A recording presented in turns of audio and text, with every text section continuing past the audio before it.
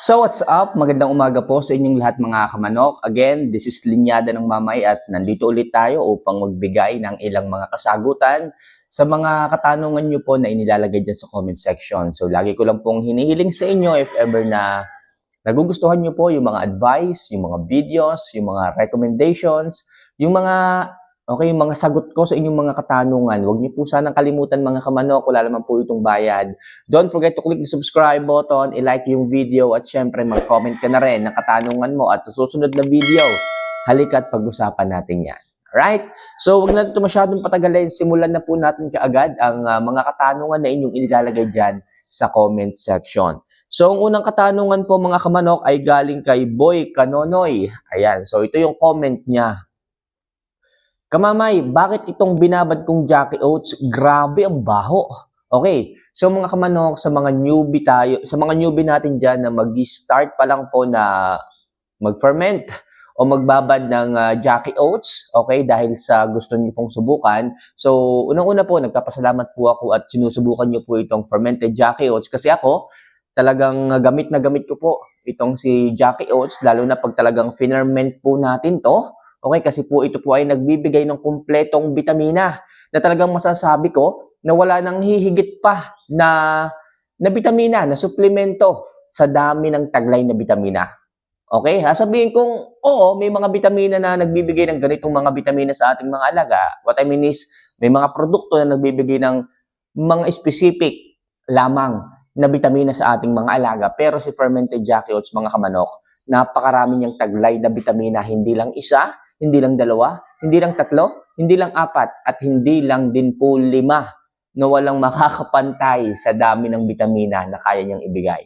Okay, so yung nagtatanong, bakit daw po ang baho ng fermented Jackie Oats? So normal po ito kasi buro po ito eh. Binuburo po natin, pineperment po natin. Normal po yung amoy. So sa mga newbie, hindi po ako magtataka kung bakit ganyan po ang inyong reaksyon. Well, sasabihin ko po sa inyo na tiyagain nyo lamang po yan. Tsagain nyo lamang po yung amoy na yan. At sapagkat hindi nyo pagsisisihan ang resulta at magiging magandang epekto niya sa inyong mga alaga. Masasabi ko na napakahalaga nung taglay niyang probiotics. Okay? Masasabi kong napakahalaga nung taglay niyang probiotics kasi ito yung tumutulong sa ating mga alagang mga manok para ma-absorb. Okay, ma-absorb niya totally yung buong bitamina, buong mineral, buong sustansya nung ibibigay yung mga pagkain at suplemento. Mamaya nung ibig mong sabihin, gano'n kahalaga yung probiotics, sadyang mahalaga ito. Ang sinasabi ko mga kamanok, ito yung nutrient na wala sa mga suplementong inyong mga hinahanap o binibili, si probiotics kalimitan. Yung mga patokanin nyo, oo, meron yan, konti lang. Okay? Hindi kasing dami ng probiotic na taglay ni fermented Jackie Oats. Tandaan nyo ito mga kamanok, pag po ang katawan ng inyong mga alaga ay hindi ganong kaganda umabsorb ng pagkain, hindi rin po kaganda ang pangangatawan ng mga yan. Kaya mahalaga po na nasusuplayan po natin ng sapat na probiotics ang katawan ng inyong mga alaga. At yan po ang taglay ni fermented Jackie Oats na talagang masasabi kong napakahalaga sa pangangatawan at sistema ng isang manok. Okay? So mga kamanok, sana po yung maliwanag po ito sa inyo. Kung magtataka ka kung bakit ganyan ang amoy, normal po yan. Okay? So next question tayo mga kamanok ha. So sana po ay makatulong itong simpleng kasagutan ko. So next question, ito po. Galing kay Darwin Fulo. Ayan. So idol, bago lang po ako sa pagmamanok at backyard breeder. Okay? Gusto ko po sanang malaman kung ano po ang basis para po ang manok ko ay maging maganda ang, alam mo yun, ang bigayan at hindi po mabarat. Okay? I hope mapansin nyo po, new subscriber and followers nyo po ako at nagsisave po ako ng video mo at ini-apply ko po sa breeding. Yes, mga kamanok, especially kung ito po ang buhayan. Okay? Ito yung nagsisilbing kabuhayan mo pagdating sa negosyo.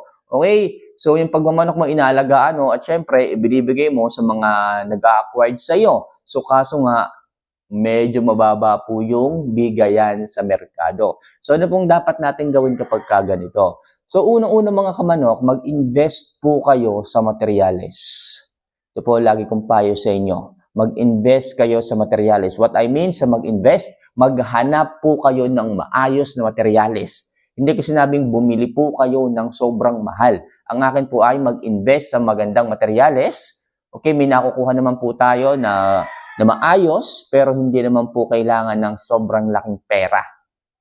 Okay? May nakukuha naman po dyan na maayos, pero hindi naman po yung sobra talaga. Sinasabi natin na talagang pang farms ang bigayan. Hindi ganon. Meron tayong mga kaibigan dyan, okay, na po pwedeng makuhanan. And especially mga kamanok, tingnan nyo po yung bone structure, yan po ang unang-una nyong hanapin. Yung heavy bone ng isang manok kasi para sa akin yung po ang isang pinakapalatandaan na healthy ang isang manok at hindi mo pagsisisihang inalagaan. Heavy bone. Yan ang unang-unang hinahanap ng mga farms kahit sila pagdating sa isang manok. Tapos yung itsura, titingnan mo. Kung ang balak mo nga alam mo na, ibigay sa mga nag-acquired sa'yo. So yun po ang gawin mo.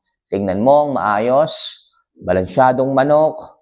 Okay, kailangan mo kasi dyan is magandang modelo na pagmumulan ng mga breedings mo, pagmumulan ng mga pasisyo mo, hindi po pwedeng putyo-putyo, hindi po pwedeng pangit yung materials mo tapos aasa ka na yung aanakin, mas maganda pa sa breeding materials mo.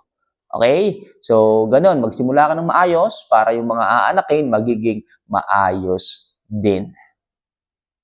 So, kamanok, sana ay makatulong itong simpleng advice ko sa iyo, ano? So, next question ko po, question nyo po. Okay. Ito po, galing kay Kurko 2023.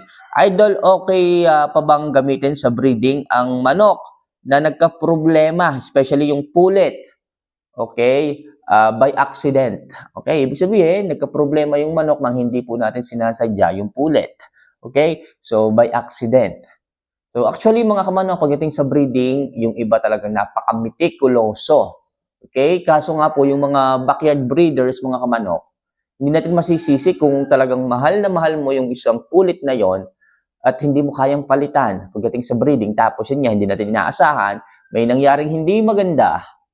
Pero okay pa naman siya, healthy pa naman siya, o naka-recover naman siya. Kayo po ang tatanungin dyan. Kung ako po ang tatanungin po ninyo, hanggat maaari, palitan po natin.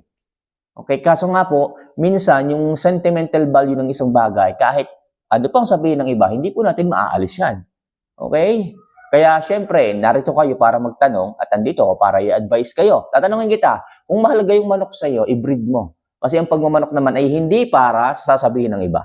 Ito ay para sa kung anong magiging mararamdaman mo. Kung ikaw ay magiging masaya dyan, ituloy mo. Huwag mong pakinggan sasabihin ng iba. Okay? Huwag mong sasabihin. Pero hanggat maaari mga kamamay, health is number 1 priority. Kung yung manok mo healthy, i-breed mo. Kung yung manok mo maayos, i-breed mo. Okay? Kung doon ka magiging masaya, i-breed mo. Nasa iyong desisyon. Pero kung ang tatanungin mo, kailangan healthy yung manok. Yan yung number 1 na tip ko sa'yo. Kailangan healthy. Kung healthy naman, at siya ay naka-recover doon sa sinasabi mong kung ano mang nangyari, i-breed mo. Healthy naman siya eh. Okay? So, kung siya naman ay nakikipag-breed, i-breed mo, subukan mo. Pero syempre, huwag kang aasa na talagang mag-aanak pa rin siya ng maayos. Ang akin lang, kung saan ka masaya, gawin mo. Kung saan ka liligaya, gawin mo. Okay? So, pwede po yan. Pwede po yan. So, next question tayo dito.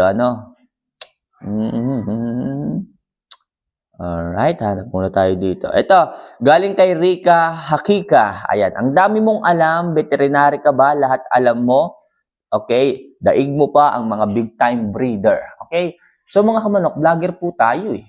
Obligasyon po natin na maghatid sa inyo ng maayos, de kalibre o de kalidad na mga impormasyon. Okay, kaya po inaalam po natin ang iba't ibang mga bagay. Okay, kung ikaw ay hindi ko alam kung nagtatampo, naiinis sa akin dahil sa nag-share ako ng ganito, wala man sigurong masama. Okay, wala man sigurong masama kasi nakakatulong tayo sa iba. Nabibigyan natin ng idea yung iba kumpara doon sa mas maraming kaalaman na hindi naman nag-share sa iba. Di ba? Ako, actually, konti pa ang kaalaman ko. Baguhan pa lang ako pagdating sa mundo ng pagmamanok. Pero hindi ako madamot. Hindi ako madamot sa pag-share, sa pagbabahagi, sa pagbibigay, at sa pag-recommend sa inyo dahil alam kong yun ang tama.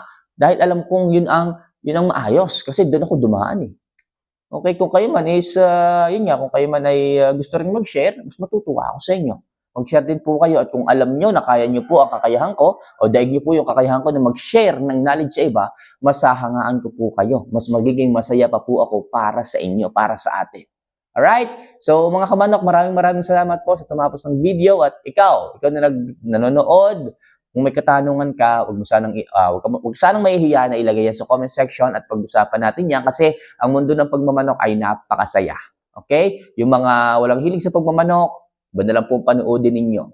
Kasi kami na mahihilig sa pagmamanok at willing na matuto pa, nandito kami at araw-araw kaming, alam mo yun, tumutuklas ng iba't ibang mga bagay tungkol sa pagmamanok.